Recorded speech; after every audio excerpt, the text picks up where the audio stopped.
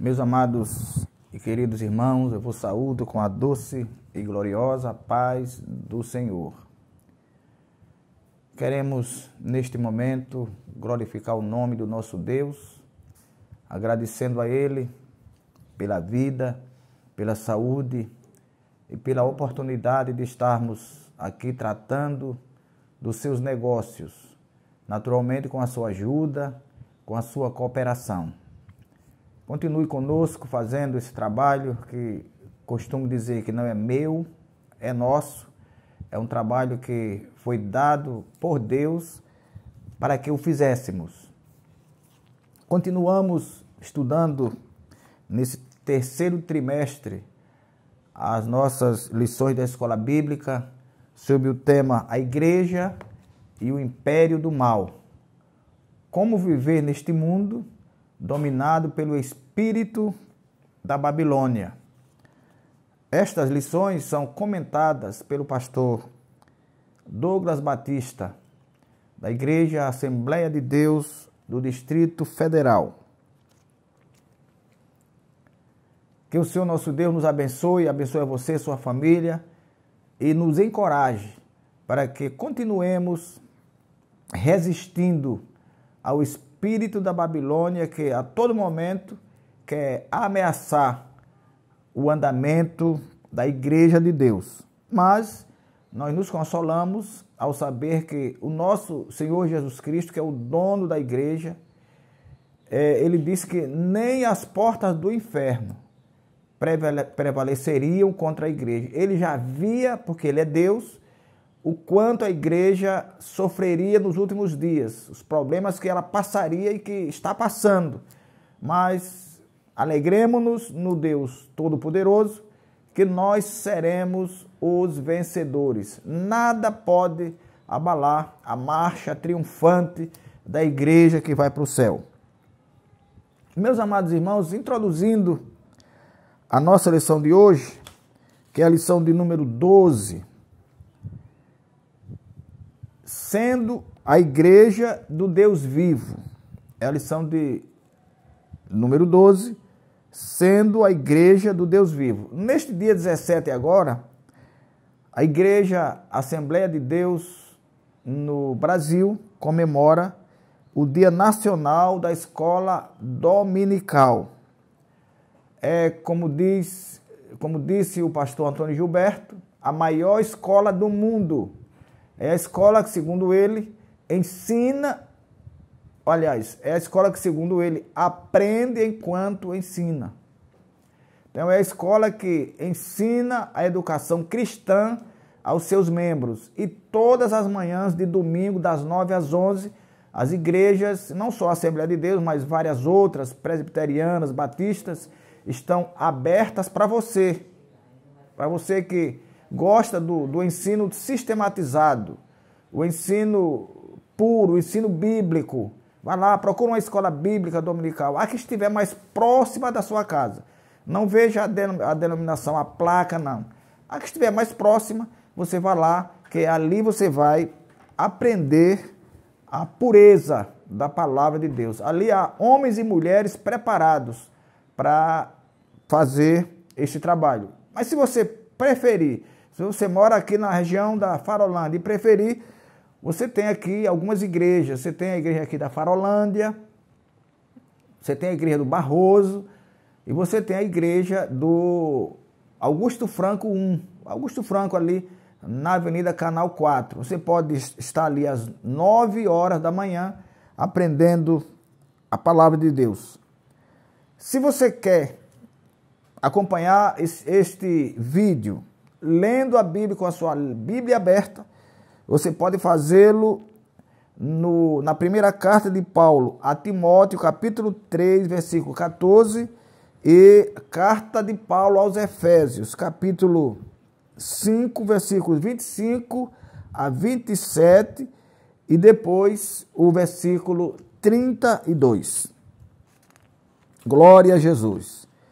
Meus amados, sempre nós ouvimos dizer e até presenciamos, quando há um grande reservatório de água, geralmente aquele reservatório foi localizado sobre construções, sobre grandes árvores que são escondidas enquanto as águas estão altas. Mas quando há uma época de estiagem, quando as chuvas são escassas, a gente começa a ver as águas secam e nós começamos a ver aquilo que estava escondido. Às vezes vemos carcaça de carros, vemos restos de edificações, vemos árvores. Por quê? Porque as águas desceram e desnudaram aquilo que estava escondido. Assim é a igreja de Deus.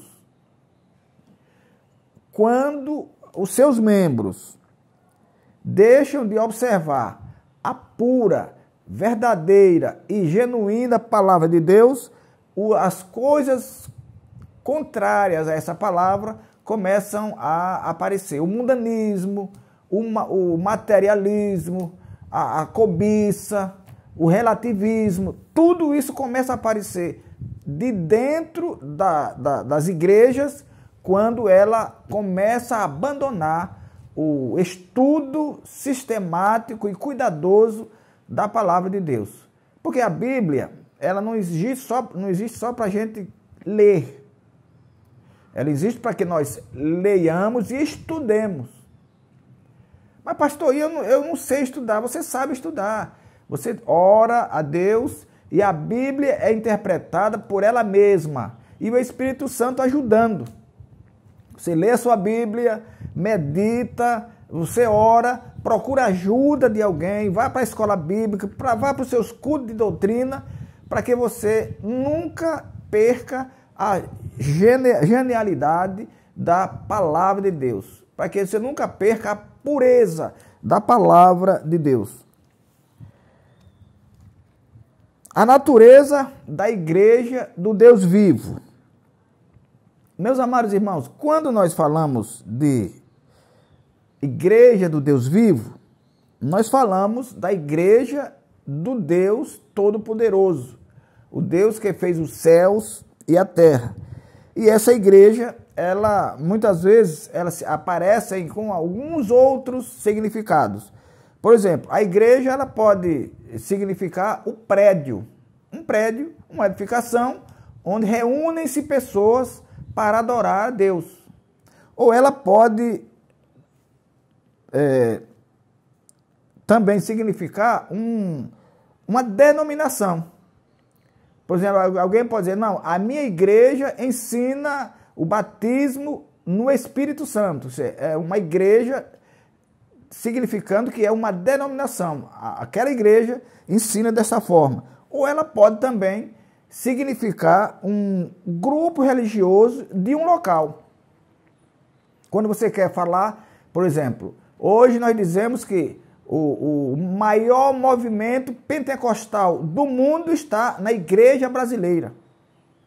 Ou você pode dizer, a igreja da Europa foi quem evangelizou o mundo. Então a igreja aí significando um grupo religioso de um determinado local, seja um local nacional ou internacional.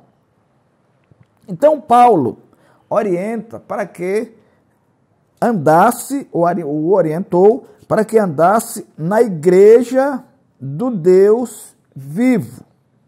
Porque, segundo ele, está escrito na palavra de Deus, essa igreja é a coluna e firmeza da verdade. Eu glorifico a Deus quando eu aprendo isso. A igreja é coluna e firmeza da verdade. O que é uma coluna? Coluna, meus amados irmãos, é uma sustentação vertical de partes de uma edificação. Você coloca ali, a engenharia calcula tudo direitinho e coloca ali a dosagem do cimento, da brita, dos ferros. Então ele faz aquela coluna para que ela sustente o peso daquela parte que está acima dela. Então a igreja sendo coluna e firmeza da verdade, ela traz também esse significado. O nosso Deus é aquele que orientou, que ele é o dono da igreja, foi ele quem inspirou os escritores a fazer a Bíblia, a escrever a Bíblia Sagrada, a nossa regra de fé e prática. Então ela vem de cima para baixo. Então é Deus por meio da igreja, que sustenta, que faz-se coluna para que a verdade sempre apareça. E é lá na igreja, é lá no grupo religioso, é na sua vida, é no seu comportamento, é no seu proceder que está a verdade. Se você é um discípulo do Senhor, nós somos detentores da verdade. Porque ele mesmo diz, eu sou o caminho e a verdade e a vida. Muitas vezes eu já ouvi muita gente ler e citar esse versículo de forma errônea. Alguém diz, eu sou o caminho, a verdade e a vida. Não é isso. Eu sou o caminho, não existe outro, e a verdade, não existe outra. Porque se eu colocar vírgula aí, eu sou o caminho, a verdade, eu estou fazendo uma relação de caminho e de verdade. Mas Jesus disse, eu sou o caminho e a verdade e a vida.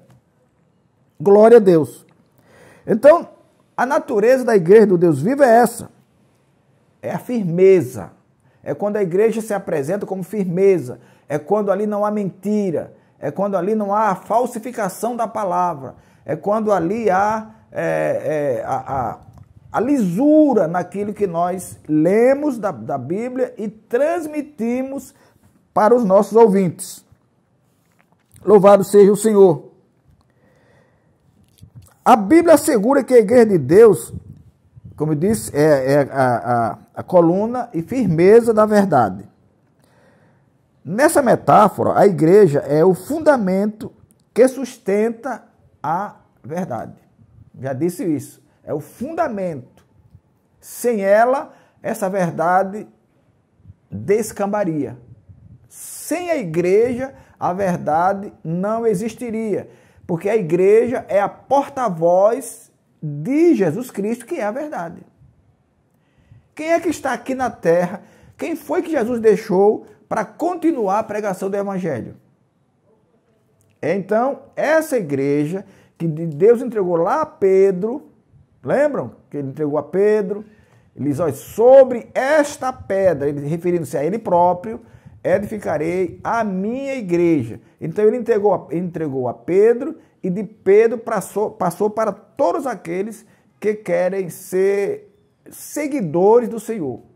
Então essa igreja recebeu do Senhor essa incumbência e tem a obrigação de levá-la adiante, para que a verdade sempre prevaleça, para que a verdade sempre permaneça, para que a verdade não seja relativizada, como tem sido feito aí nos últimos dias. Glória a Deus. E essa verdade nada mais é do que o Evangelho. Essa verdade é o Evangelho. E Jesus, dando as últimas instruções aos discípulos, aos apóstolos, ele comparou-se a uma videira. Ele diz, eu sou a videira verdadeira. Videira é um pé de uvas, é um pé que dá uvas, que produz uvas. E por que ele diz, eu sou a videira verdadeira? Porque lá no livro do profeta Isaías, capítulo 5, versículo 2, fala das uvas bravas. Quer dizer, são uvas que enganam, que parecem com as verdadeiras, mas não são. Ele diz, eu sou a videira verdadeira e meu pai é o lavrador. Toda árvore em mim que dá fruto, que não dá fruto, toda árvore em mim que não dá fruto, corta. Quem corta? O lavrador. E toda aquela que dá fruto se limpa para que dê mais fruto. Aí ele vira-se assim para os apóstolos e diz, vós já estáis limpos pela palavra que eu vos tenho falado. Então, essa coluna e firmeza da verdade é exatamente o Evangelho, é a palavra de Deus, é quem limpa o homem. E quando o homem é limpo pela palavra, como os apóstolos estavam e receberam o testemunho do Mestre, quando nós somos limpos pela palavra, em nós não há mentira. Quando nós somos limpos pela palavra, nós somos irrepreensíveis. Glória a Deus. O mistério da piedade. O que é uma pessoa que pratica a piedade? É uma pessoa que a gente muitas vezes ouve no sentido de que ser piedoso é ser caridoso, é dar alguma coisa a alguém. Mas a piedade aqui, no sentido bíblico, ela é a vida piedosa. Quer dizer, a vida piedosa é aquela vida de oração e leitura da palavra de Deus. Então nós temos esse mistério da piedade. É a verdade do Evangelho personificada em Cristo. Nessa concepção, o apóstolo Paulo diz: grande é o mistério da piedade. 1 Timóteo, capítulo 3,16. E sem dúvida alguma, grande é o mistério da piedade. Aquele que se manifestou em carne foi justificado em espírito, visto dos anjos, pregado aos gentios, crido ao mundo e recebido em cima na glória. Cristo e o relacionamento com a igreja. Jesus não se relaciona com a igreja que não foi limpa pela palavra. Jesus só se relaciona com a igreja santa, isto é, uma igreja pura, uma igreja separada. E Jesus, ele ama, ele é puro e naturalmente ama a pureza. Paulo ensina que Cristo morreu pela igreja para que a santificasse, tendo-a purificado por meio da lavagem de água pela palavra. Tudo, meus amados irmãos, é a palavra. Não é nem a oração. A oração não purifica a igreja. A oração, Jesus mesmo aconselhou: orai sem cessar. Então essa oração, ela vai encorajar o crente. Quando Jesus diz também: oreis para que não entreis em tentação, ele está falando que nós temos que ter uma vida de oração para que as tentações não nos vençam. As tentações sempre virão, mas se eu eu gosto de orar, eu amo a oração, o meu Deus vai criar em mim uma barreira e que eu vou vencer os problemas por meio de uma vida de oração. Mas quem purifica o homem, quem limpa o homem é a palavra. É a palavra de Deus. Está escrito na nossa Bíblia Sagrada: lavagem de água pela palavra. Quando Jesus manda orar sem cessar, ele sabe que os problemas viriam ou virão. Ninguém vai escapar deles. Mas se nós orarmos, sabendo que eles vêm, nós orando, nós teremos vitória sobre eles. Os problemas vêm, mas não vão nos engolir. Nós vamos vencê-los pelo poder da oração, pelo poder que o Senhor nos deu por meio da oração. Então, Cristo se relaciona com a igreja quando ela é pura, quando ela é amante da oração, quando ela tem uma vida piedosa. Aí Deus ama essa igreja. Glória a Deus. A expressão lavagem da água é usada de forma figurada, simboliza a palavra de Deus que opera uma limpeza espiritual. A palavra de Deus que opera uma limpeza espiritual. E essa palavra, muitas vezes, ela é simbolizada pela água. Vós já está limpo, eu disse aqui, vós já estáis limpos pela palavra que eu vos tenho falado. E Deus tem uma relação íntima com uma igreja que ama a palavra. Glória a Jesus. Igreja, e Deus também se relaciona com uma igreja gloriosa e irrepreensível. O que é glorioso é o que tem brilho e que esse brilho manifeste a presença de Deus. Então, o que é glorioso é aquele que tem brilho e que esse brilho manifesta a presença de Deus. E o que é irrepreensível é o que não pode ser acusado de nenhum mal. É alguém que você olha e diz, não, aquele é perfeito, aquele é um homem de bem, é uma mulher de bem, aquele é um crente fiel, é alguém piedoso, é alguém de oração.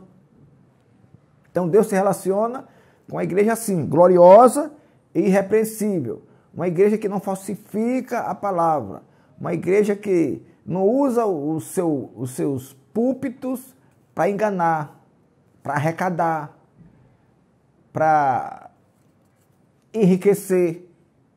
Uma igreja dessa forma, ela pode crescer. Alguém diz, não, mas está crescendo muito. Será que está crescendo ou está inchando? Porque crescimento é aquele que vai povoar o céu. Deus quer uma igreja grande, mas que os seus crentes vão para o céu. No dia que, no soar da trombeta, eles vão para o céu. Deus não quer uma igreja culturada, aculturada, não. Deus quer uma igreja espiritual. Hoje nós temos muitas igrejas aculturadas. Igrejas que crescem muito, muita intelectualidade pelo meio, mas quando você vai separar a espiritualidade da intelectualidade, sobra muito pouco. Essa sempre será uma igreja que será repreendida. É aquela que Jesus vai dizer, afaste de mim que eu não te conheço. E nós temos, meus amados, que ter muito cuidado com a igreja aculturada, uma igreja secularizada, uma igreja atualizada, uma igreja que olha muito para a terra. Porque nós não somos da terra. A Bíblia faz uma comparação entre Ló e Abraão. E ela diz que Ló, sendo de baixo, escolheu as coisas de baixo. E Abraão, que era de cima, escolheu as coisas de cima. Então, quando nós somos de Deus, nós somos de cima. Jesus já disse que nós estamos nesse mundo, mas não somos deste mundo. Então, vamos escolher as coisas do céu, as coisas espirituais, as coisas que acrescentam a nossa vida espiritual. Porque tem coisas que, essa igreja moderna agora, secularizada, que não acrescentam em nada. São coisas meramente sociais, culturais, que não apresentam nenhum acréscimo espiritual. Mas as pessoas estão fazendo. Estão vivendo. E agora, no dia da escolha, no dia do arrebatamento, aí é que nós vamos ver, como diz lá em Malaquias, é que nós vamos ver a diferença de quem serve a Deus e de quem não serve. As armas da igreja do Deus vivo. Uma das armas, o zelo pela verdade. O cuidado com a verdade. A verdade sendo a marca principal da igreja, ela não pode ser desprezada em hipótese nenhuma. Nem por beleza, nem por riqueza, nem por poder, por nada. Tem muitas pessoas que, infelizmente, trocam a verdade por posições, por poder, por beleza. por crescimento. Não. As armas da igreja, uma delas é o zelo pela verdade. Haja o que houver, a verdade tem que preponderar na vida do crente. Tem que preponderar. Haja o que houver. Tenha prejuízo, que não tenha prejuízo. É a verdade que nos liberta. Já está lá escrito em João 8:32. E conhecereis a verdade, e a verdade vos libertará. Glória a Deus. Outra arma da igreja do Deus vivo, o ensino da verdade. Não é bastante ser verdadeiro, mas ensinar essa verdade. A Bíblia diz que nós temos uma responsabilidade muito grande de ensinar as gerações futuras. Eu e você somos pessoas que professamos a verdade. Nós vivemos a verdade. Nós servimos ao Deus que é a verdade. Mas será que eu estou ensinando essa verdade também? Ou será que a minha verdade só aparece na igreja? Ou será que a minha verdade aparece na igreja e no trabalho? Ou será que essa verdade aparece na igreja, no trabalho e na minha casa? Mas e quando eu estou sozinho? Ou quando eu estou em lugares desconhecidos? Será que essa verdade também aparece em mim? É aí onde nós sabemos quem é verdadeiro. Quando ninguém está por perto. Então eu devo ser verdadeiro, mas eu tenho também que ter a disposição de ensinar essa verdade que me libertou. Para que eu, tendo sido liberto por esta verdade, outras pessoas também o sejam. Glória a Deus. Deus constituiu líderes para o aperfeiçoamento e edificação da igreja. Está lá em Efésios capítulo 4, versículos 11 e 12. Portanto, o líder deve estar apto para ensinar. E ensinar coisas que sejam verdadeiras. Coisas que aumentem a nossa fé. Aumentem a nossa confiança em Deus. E coisas que sejam vistas de fora como virtudes. Glória ao Senhor. A verdade bíblica deve ocupar a primeira coisa na igreja. Isto é, a verdade bíblica deve ter primazia na igreja. Não se concebe alguém usar o púlpito para ficar inventando coisas, inventando mentira, inventando testemunho. Isso não é púlpito, isso é um palanque. Púlpito é santo, púlpito é altar. E no altar só cabe verdade. A verdade bíblica, a verdade que é Jesus. A nossa pregação tem como centro Jesus de Nazaré. É pregação cristocêntrica. Se ela descamba para mentira, ela passa a ser uma pregação homocêntrica. Glória a Deus.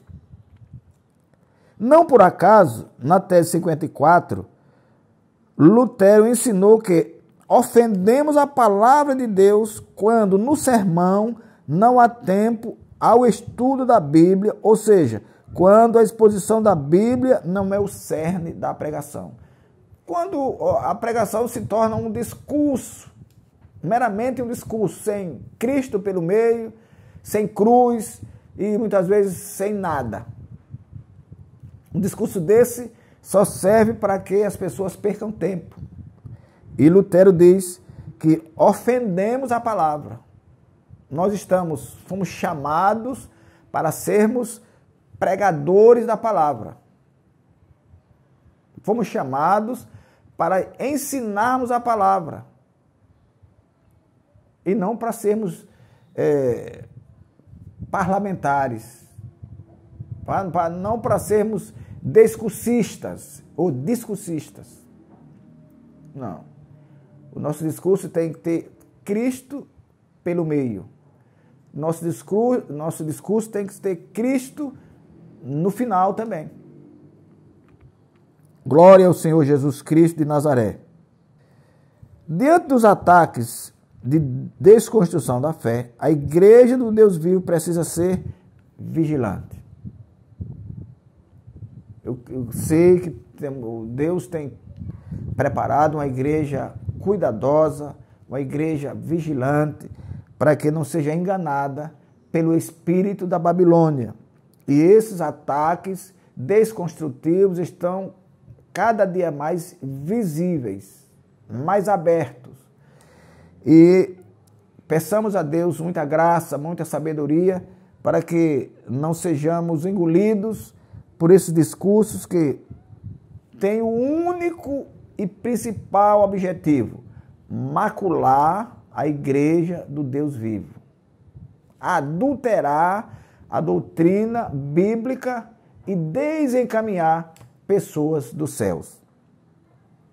Que o Senhor nosso Deus nos abençoe, nos guarde e até o nosso próximo encontro. Inclinai os vossos ouvidos e vinde a mim, ouvi e a vossa alma viverá.